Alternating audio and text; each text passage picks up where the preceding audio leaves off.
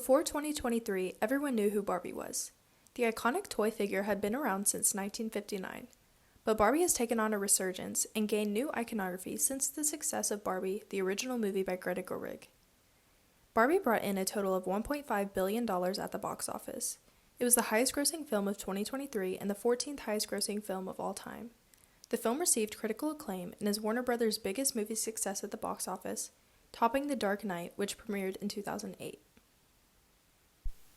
This film is the picture of major studio success, with big-name movie stars like Margot Robbie and Ryan Gosling taking the lead roles as Barbie and Ken, extravagant set pieces, huge choreographed dance sequences, and a budget of $145 million, getting distribution from Warner Brothers Studio. Since Barbie's success, Gerwig has reached a whole new audience. While many will remember Gerwig for Barbie's immense success, the acclaimed director has been a face of independent cinema for decades. So how did Gerwig go from being a mumblecore princess to directing a movie that is the pinnacle of studio success? And are there bits of her indie experience that play a part in Barbie's success? Gerwig started her career in 2006 co-writing, co-directing, and acting in films like Nights and Weekends and Hannah Takes the Stairs, directed by Joe Swanberg. These independent films all had similar style, with low budgets, naturalistic dialogue, and were centered around the filmmaker's life or friends' lives, focusing on themes around relationships and growing up in the adult world. These films became known as mumblecore, which became its own subgenre of independent film. Working with Swanberg and other young directors, Gerwig became a star in this film movement and continued to stay in the genre throughout the early 2010s. Mumblecore is defined as a subgenre of American independent film marked by especially low budgets, an emphasis on naturalistic dialogue and character portrayal, and handheld camera work. Some of the early influences of this movement were Richard Linklater's Slacker and the films of John Cassavetes. In 2008, Gerwig took on her first directing role, co-directing, co-producing, and co-writing a film with Joe Swanberg titled Nights and Weekends, in which she also starred as the female lead. During her collaborations with Swanberg, Gerwig contributed to several other mumblecore films, most frequently as a co-writer. Her emphasis on naturalistic dialogue and quippy humor would reappear in her solo directing projects. Gerwig's most successful mumblecore film is Frances Ha, directed by Noah Baumbach and co-written by Gerwig. She plays the lead role in the film, Frances, who is a 20-something living in New York, going from one job to another, trying to follow her dreams of being a dancer. The film follows the key tropes of a mumblecore film with an emphasis on dialogue. Dateable. And I got temporarily fired.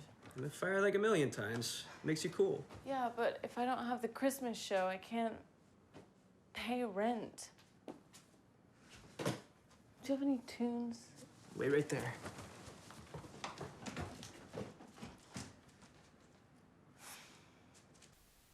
After premiering at film festivals and having a limited release, the film began receiving praise from critics, securing Gerwig a Best Actress nomination at the Golden Globe Awards. After her success in this film, Gerwig continued to work as an actress on films that were out of her typical mumblecore presence, working and taking note of the work of directors like Rebecca Miller in Maggie's Plan, Pablo Larraín in Jackie, and Mike Mills in 20th Century Women. Her years of experience on film sets helped prepare her for her solo directorial debut. In 2017, Gerwig took on her first solo directorial role with Lady Bird. After developing the script, Gerwig secured financing from IAC Films, who often partners with A24 to distribute independent features. The film's budget was $10 million and got distribution from A24. The film falls out of the realm of being mumblecore due to the film's big-budget, conventional cinematography and plot structure. However, the film is still reminiscent of the classic indie style, with a loose narrative structure, emphasis on naturalistic dialogue, and the concentration of a so-called aimlessly motivated character. The film is a coming-of-age dramedy following a character named Ladybird, played by Saoirse Ronan, who is navigating relationships, going to an all-girls Catholic school, and focuses primarily on the complicated relationship with her mother, played by Laurie Metcalf.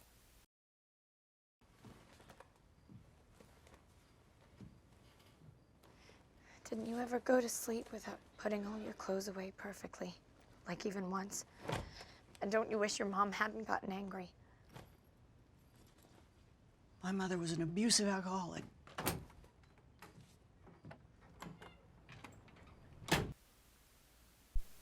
Gerwig spent years writing the script and drew a lot of the narrative and themes from some of her own experiences. Gerwig crafted the narrative around themes of the female experience, mother-daughter conflict, and the struggles of a girl trying to find her way into adulthood. The film saw great success, gaining Academy Award nominations for Best Actress, Best Supporting Actress, Best Original Screenplay, Best Picture, and Best Director, with Gerwig being the 5th woman nominated for this category. With the film's success and all eyes on Gerwig, the world waited to see if she was going to continue to bask in her indie success now that big studios had their eyes on her, and create a film that was making its way into mainstream film culture. Give me a number. I don't understand. You give me a number for how much it costs to raise me, and I'm gonna get older and make a lot of money and write you a check for what I owe you so that I never have to speak to you again. Well, I highly doubt that you will be able to get a job good enough to do that.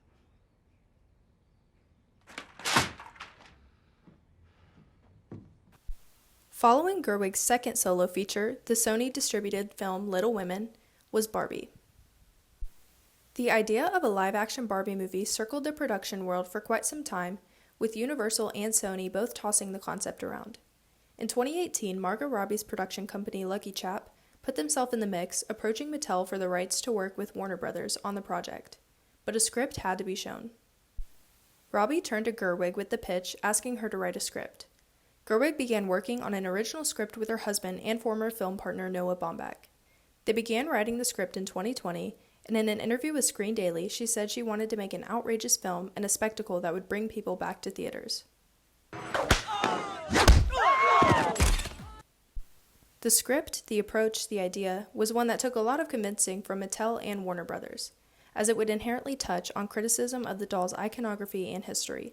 However, they ended up securing a $145 million budget. The movie was a blockbuster in every sense, with elaborate set pieces, familiar actors, and a soundtrack built with some of the biggest names in pop music. Warner Brothers and Mattel used this to their advantage, making film-inspired merchandise, and Warner Brothers spending reportedly $150 million on marketing alone. Being a human can be pretty uncomfortable. I know. Humans make things up like patriarchy and Barbie just to deal with how uncomfortable it is. I understand that. And then you die. Yeah. Yeah. As big as the concept and the movie is, Gerwig's voice is still noticeable, and she brought some of her typical thematic choices and writing style to the film. The movie explores themes of motherhood and the female experience, both of which were featured in Lady Bird.